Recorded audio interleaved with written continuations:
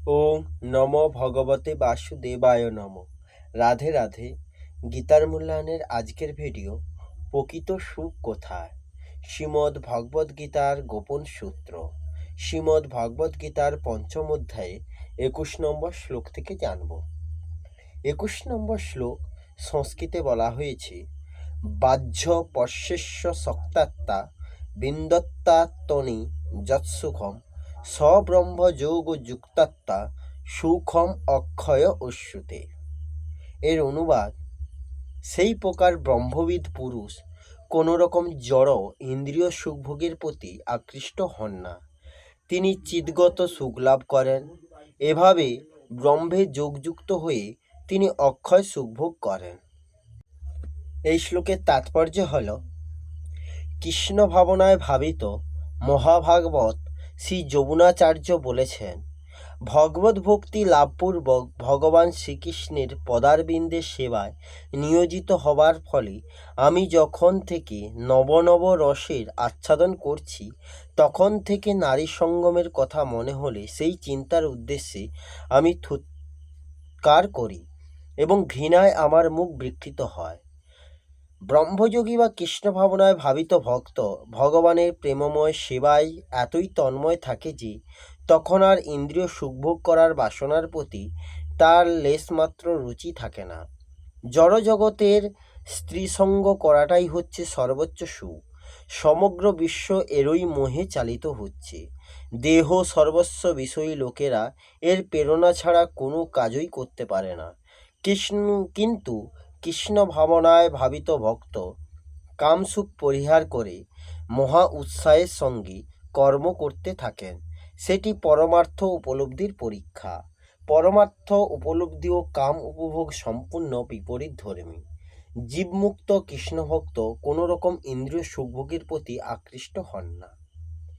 এই শ্লোকে ব্যাখ্যা হল, বাহ্য পশ্যস্য শক্তাত্মা অর্থাৎ পরমাত্মা ব্যতীত শরীর, ইন্দ্রিয়, মন, বুদ্ধি, প্রাণ ইত্যাদিতে এবং শব্দ, স্পর্শ ইত্যাদি বিষয়ে সংযোগজনিত সুখে যিনি আসক্তি রহিত হয়েছেন, সেই সব সাধকদের উদ্দেশ্যে এই পদটি প্রযুক্ত হয়েছে। যেসব সাধকের আসক্তি এখনও দূর হয়নি, কিন্তু যাদের উদ্দেশ্য এই সমস্ত আসক্তি বর্জন করা, তাদেরও আসক্তি রহিত বলে মনে করা উচিত। কারণ উদ্দেশ্যতার দৃঢ়তা থাকায় তাদের আসক্তি শীঘ্রই দূর হয়। আগের শ্লোকে বর্ণিত প্রিয় বস্তুর প্রাপ্তিতে হর্ষান্বিত এবং অপ্রিয় প্রাপ্তিতে উদ্বিগ্ন হওয়া উচিত নয়। এইরূপ স্থিতি লাভ করার জন্য বাহ্য বিষয়ে আসক্তি রহিত হওয়া প্রয়োজন। উৎপত্তি ও বিনাশীর বস্তু মাত্রই বাহ্যপস্য বলা হয়। তা সেটি সম্পর্কে বাইরে থেকে বা অন্তর থেকে যাই হোক, এটি বাহ্যপর্শে যতক্ষণ আসক্তি থাকে ততক্ষণ নিজ স্বরূপের অনুভব হয় না। বাহ্য বস্তু সকল সদা পরিবর্তনশীল, কিন্তু আসক্তির জন্য মনোযোগ সেই পরিবর্তনের দিকে যায় না এবং তাতেই সুখ অনুভব হয়। পদার্থগুলিকে অপরিবর্তনশীল ও স্থির বলে মনে করেই মানুষ তা থেকে সুখ নেয়, কিন্তু প্রকৃতপক্ষে ওইসব পদার্থে সুখ থাকে না। পদার্থগুলি থেকে সম্পর্ক বিচ্ছিন্ন করলে সুখ হয়। সেই জন্য গাঢ় নিদ্রার সময় যখন সমস্ত পদার্থের সঙ্গে সম্পর্কে বিস্মৃতি আসে, তখনই প্রশান্তি আসে। ভ্রম হচ্ছে এই যে মানুষ পদার্থ বিনা বেঁচে থাকতে পারে না, কিন্তু প্রকৃতভাবেই দেখলে বোঝা যায় যে বাহ্য পদার্থগুলির প্রভাব চলে না গেলে মানুষ বাঁচতেই পারে না। সেই জন্য সে নিদ্রায় যায়, কারণ গাঢ় নিদ্রায় সে বাহ্য পদার্থগুলিকে বিস্মৃত হতে পারে। পদার্থগুলির কথা শুধু ভুলে গেলেও নিদ্রায় যে সুখ, সতেজতা, শক্তি, নিরোগভাব, নিশ্চিন্ততা ইত্যাদি পাওয়া যায়, জাগ্রত অবস্থায় পদার্থগুলির সংস্পর্শে তা লাভ করা যায় না। তাই জাগ্রত অবস্থায় মানুষের বিশ্রাম নেওয়ার, প্রাণী ও পদার্থগুলি থেকে বিচ্ছিন্ন থাকার ইচ্ছা জাগে। সে নিদ্রাকে অত্যন্ত প্রয়োজনীয় মনে করে, কারণ আসলে পদার্থগুলি থেকে দূরে থাকলে মানুষ জীবন লাভ করে। নিদ্রার দুটি দিক থাকে। প্রথম হলো মানুষ বাহ্য পদার্থগুলির সম্পর্ক থেকে বিচ্ছিন্ন হতে চায়, এবং দ্বিতীয়ত তার মধ্যে এই ভাব থাকে যে নিদ্রাভঙ্গে তাকে এই কাজ করতে হবে। এই দুটি ব্যাপারের মধ্যে পদার্থ বা বস্তুগুলির সঙ্গে সম্পর্ক বিচ্ছেদ করতে চাওয়া হলো নিজের ইচ্ছা, যেটি সর্বদা একইভাবে থাকে, কিন্তু কার্য করার যে ভাব তা পরিবর্তিত হতে থাকে। কার্য করার ভাব প্রবল থাকার জন্য মানুষের দৃষ্টি পদার্থগুলি থেকে সম্পর্ক বিচ্ছিন্ন হওয়ার দিকে যায় না। সে পদার্থগুলির সঙ্গে সম্বন্ধ বজায় রেখেই নিদ্রায় যায় এবং জাগরিত হয়। অন্তত আশ্চর্যের কথা হলো এই যে সম্পর্কিত জিনিস বা ব্যক্তি বাস্তবে না থাকলেও সম্পর্কই থেকে যায়। তার কারণ হলো যে স্বয়ং যে সম্পর্ককে নিজের বলে মেনে নেয় তা দূর হয় না। এই মেনে নেওয়া সম্পর্ক দূর করার উপায় হলো নিজের মধ্যে সম্পর্কটিকে না মানা। কারণ প্রাণী বা পদার্থের সঙ্গে প্রকৃতপক্ষে কোনো সম্পর্ক নেই, এটি কেবল মেনে নেওয়া হয়েছে। মেনে নেওয়া ব্যাপারটি না মানলে তার সম্পর্ক থাকতে পারে না, আবার মেনে নেওয়া ধরে থাকলে তা অন্য কোনো সাধনার দ্বারা দূর করা যায় না। তাই মেনে নেওয়া সম্পর্ক ভিতর থেকে অস্বীকার করতে হয়, তবেই মুক্তি স্বতঃসিদ্ধ হয়। বাহ্য পদার্থের সঙ্গে সম্পর্ক অবাস্তব, কিন্তু পরমাত্মার সঙ্গে আমাদের সম্পর্ক বাস্তব।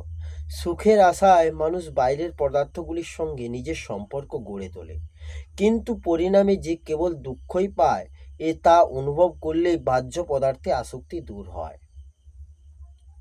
বিন্দ তত্ত্বনি যৎসুখম, অর্থাৎ বাইরের পদার্থগুলির আসক্তি দূর হলে অন্তঃকরণে সাত্ত্বিক সুখ অনুভূত হয়।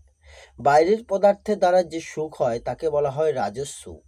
মানুষ যতক্ষণ রাজস সুখ উপভোগ করতে থাকে ততক্ষণ সে সাত্ত্বিক সুখ অনুভব করতে পারে না।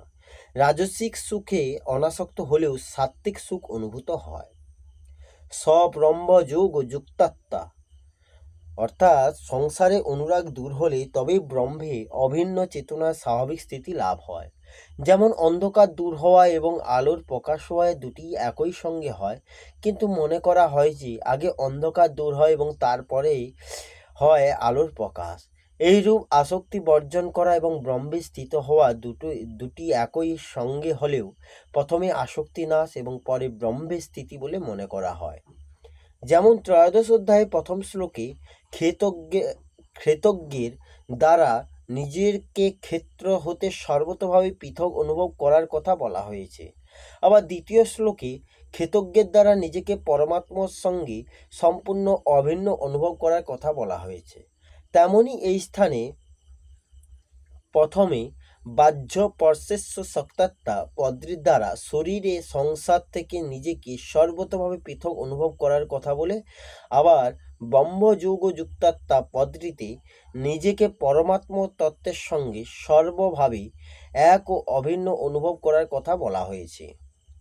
ভোগে বিরত হয়ে সাত্ত্বিক সুখ উপভোগ করার পরে আমি সুখী, আমি জ্ঞানী, আমি নির্বিকার, আমার কোনো কর্তব্য নেই, এইরূপ অহংয়ের সূক্ষ্ম রেশ থেকে যায়, যেটি দূর করার জন্য একমাত্র পরমাত্ম তত্ত্বের অভিন্নতা অনুভব করা প্রয়োজন। কারণ পরমাত্ম তত্ত্বে সম্পূর্ণ এক না হলে নিজ সত্তা এবং নিজ ব্যক্তিত্ব সর্বতভাবে দূর হয় না। সুখম অক্ষয় মস্যতে, অর্থাৎ সাধক যতক্ষণ সাত্ত্বিক সুখ উপভোগ করতে থাকে ততক্ষণ তার মধ্যে সূক্ষ্ম অহং সূক্ষ্ম পরিচ্ছন্নতা থেকে যায়। সাত্ত্বিক সুখ উপভোগ না করলে অহং সর্বতভাবে দূর হয় এবং সাধকের পরমাত্মা স্বরূপ চিন্ময় নিত্য একরসম্পন্ন অবিনাশী সুখ অনুভব হয়। এই অক্ষয় সুখকেই আত্মনিক সুখ, অত্যন্ত সুখ, ঐকান্তিক সুখ ইত্যাদি নামে অভিহিত করা হয়েছে। এর অনুভব হলে ওই পরমাত্ম তত্ত্বের স্বাভাবিক আকর্ষণ জন্মায়, যাকে বলা হয় প্রেম। এই প্রেম কখনো ভাটা পড়ে না, বরং এটি দিন দিন বেড়েই চলে। এই তত্ত্বের প্রসঙ্গ আলোচিত হলে, এর উপর বিচার বিবেচনা হলে আগের থেকে একটু নূতনত্ব দেখা যায়। একেই বলে প্রতিক্ষণ প্রেমের বুদ্ধি হওয়া। এতে একটি বোঝার ব্যাপার হলো যে প্রেম প্রতি মুহূর্তে বাড়লেও যদি মনে হয় আগে কম ছিল এবার পূর্ণ হয়েছে, তাহলে এটি হলো সাধন অবস্থা। আর যদি নতুন ভাব দেখলেও আগে কম ছিল এখন পূর্ণ হয়েছে এটি মনে হলে তাহলে বুঝতে হবে সেটি সিদ্ধ অবস্থা। এই হলো শ্রীমদ্ ভগবদ্গীতার কর্মসন্ন্যাস যোগের 21 নম্বর শ্লোকের অনুবাদ সহ ব্যাখ্যা। আসবো পরের ভিডিওতে। রাধে রাধে, জয় শ্রীকৃষ্ণ, জয় গীতা।